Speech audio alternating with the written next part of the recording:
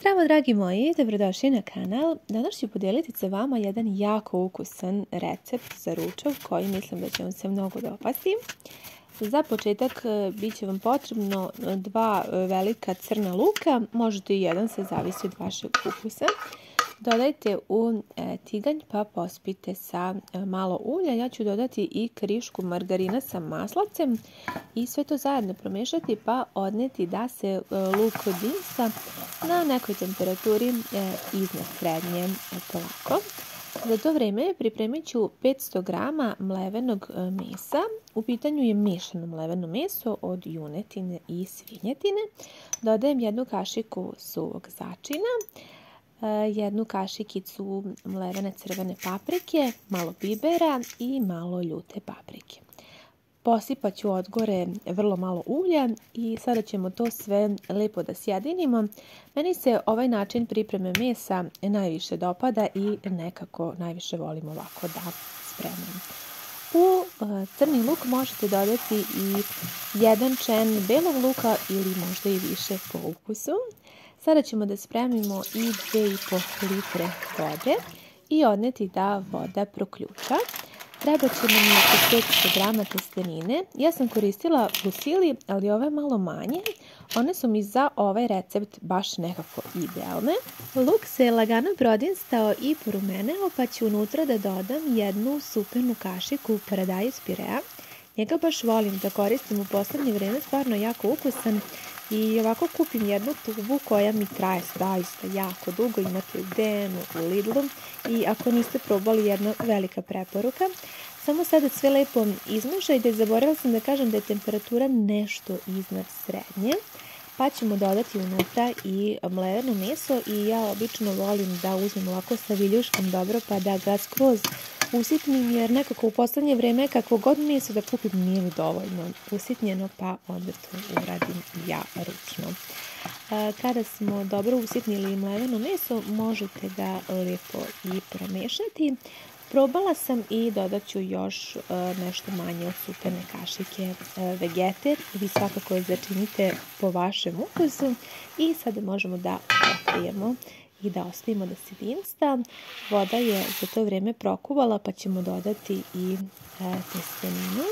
Meso dinstam uz povremeno mešanje i ono što je sada u ovom dijelu važno jeste da sačekate da meso u potpunosti upije svu ovu tečnost i masnoću od ulja. A vidjet ćete zašto je to bitno, pokrit ćemo. Evo, pasta je sada već gotova. Potrebno je bilo mi oko 12 minuta, iako na pakovanju piše nešto malo manje. Odvojite oko 500 ml tečnosti u kojoj se spremala pasta, pa je sada možete slobodno procediti. Nakon 15 minuta proveravamo meso i kao što vidimo sada sve lijepo upilo. Nemojte ostaviti baš skroz da upije da vam ne bi zagorelo. Pa možete odgore da pospite vodu. Ja ću za početak sipati prvo 200 ml vode. Sve zajedno promešati i pokriti i tako ću raditi sve dok meso ne bude u potpunosti omekšalo i ne bude jako fini ovaj sav. Sad možemo pokriti i eto, nakon nekakvih možda još 15 minuta ja sam dodala ostatak vode, odnosno još 300 ml i sve zajedno promešala. Na ovu količinu mesa meni bude dovoljno 500 ml vode. Pokrite i sada ćemo spremiti pavlaku. Potrebno je oko 200 g kisele pavlake. To je ovako 4 velike superne kašike pavlake. I sada proveravamo meso. Jako je lijepo omekšalo i unutra ćemo dodati pavlaku. Ne znam da li ste pravili na ovaj način. Ovo je baš specifično, da kažem, mađarsko jelo. I tamo se tako priprema. I zaista bude veoma ukusno, posebno ovaj način pripreme. Za kraj ću ja dodati bosiljak i origano i sve ćemo to zajedno da promešamo. Ovdje je temperatura već veoma niska. Meso je meni bilo gotovo nakon 45 minuta. Vidite kako smo dobili fini kremasti sos. I sada ćemo da otkrijemo pastu. Ja sam pastu malo posolila kada je bila gotova i sipala malo ulja tek da mi se ne zalepi.